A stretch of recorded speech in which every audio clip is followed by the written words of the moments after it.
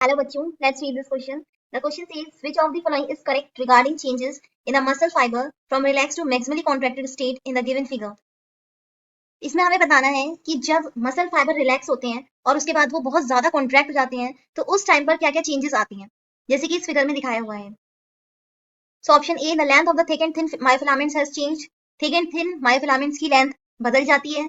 Second, length of both anisotropic and isotropic band has changed. इनकी length भी बदल जाती है.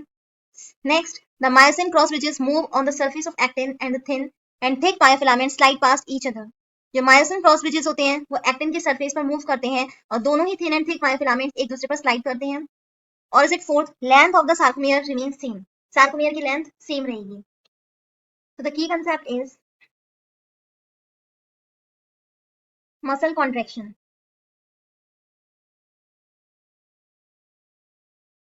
तो बेसिकली मसल्स में क्या होते हैं, हर मसल फाइबर्स की, मसल सेल्स की बनी हुई होती है और यही muscle fibres contract and relax करती हैं जिसकी वजह से मूवमेंट पॉसिबल होता है.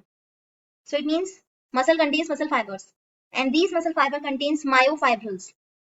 इन muscle fibers में क्या होते हैं, myofibrils present होते हैं और इन myofibrils में दो तरह के प्रोटीन्स होते हैं. First is actin and second is myosin. ये दो फिलामेंट्स होते हैं. एक्टिन होते हैं थिन फिलामेंट्स एंड मायोसिन होते हैं थिक फिलामेंट्स. जो लाइट बैंड्स होते हैं उनमें क्या होता है, they contain actin. Light bands में एक्टिन होते हैं, actin filaments, and they are called I band या आइसोट्रोपिक बैंड कहलाते हैं. सिमिलरली जो डार्क बैंड्स होते हैं उनमें मायोसिन होता है and they are called A bands. A bands कहलाते हैं एनाइसोट्रोपिक बैंड.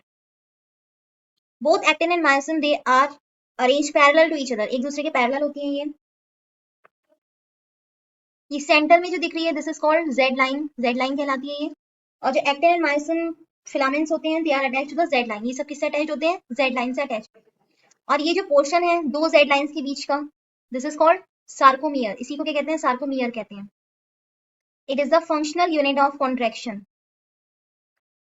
यहीं पर क्या होता है, कॉन्ट्रैक्शन होता है, रिलैक्सेशन होता है जिसकी वजह से मसल्स में मूवमेंट पॉसिबल है. और ये कॉन्ट्रैक्शन होता कैसे मसल फाइबर्स में, जो एक्टिन फिलामेंट्स होते हैं, थिन फिलामेंट्स होते हैं, वो मायोसिन फिलामेंट्स पे क्या करते हैं, स्लाइड कर जाते हैं. तो जैसे कि फर्स्ट ऑप्शन में कहा है the length of the thick and thin myofilaments has changed. ऐसा नहीं होता बिकॉज क्या होता है, ड्यूरिंग कॉन्ट्रैक्शन जो एक्टिन एंड मायोसिन होते हैं इनकी लेंथ सेम रहती है.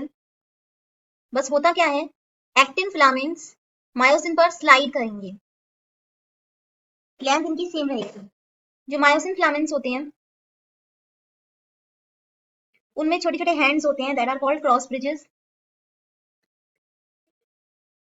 ये क्या करते हैं, एक्टिन को अपनी तरफ मूव करते हैं या खींच लेते हैं जिसकी वजह से पूरी मसल फाइबर की जो लेंथ है वो छोटी हो जाएगी.